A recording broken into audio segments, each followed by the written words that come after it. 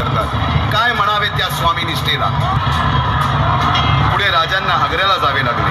त्यातील औरंग्याच्या मगरमिठीतून निष्ठून आल्यावर तहात दिलेल्या किल्ल्यापैकी जेव्हा कोंडाणा घेण्याची वेळ आली तेव्हा स्वतःच्या मुलाचे लग्न बाजूला ठेवून सुभेदार तानाजी मालुसरे पुढे आले. काय म्हणावे त्या त्यागाला. ही मोहीम मॅच फत्ते करणार राजा. आधी लगीन कोंढाण्याचं, मग माझ्या रायबाचं. अशा या स्वराज्याच्या यज्ञकुंडात अनेक महावीरांनी शौर्याची, निष्ठेची, त्यागाची समिधा धारण करून आहुती घेतली. अशा कित्येक महावीरांनी पराक्रमाची पराकाष्ठा करत स्वराज्याचे एक एक दगड, चिऱ्या, पायऱ्या बसवल्या, घडवल्या.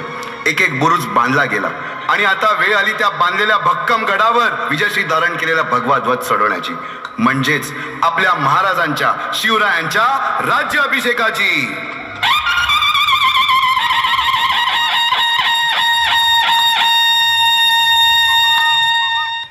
350 वर्षाच्या काळरात्रीनंतर अरुणोदय झाला. भगवंतांनी दिलेला शब्द खरा झाला. हिंदवी स्वराज्य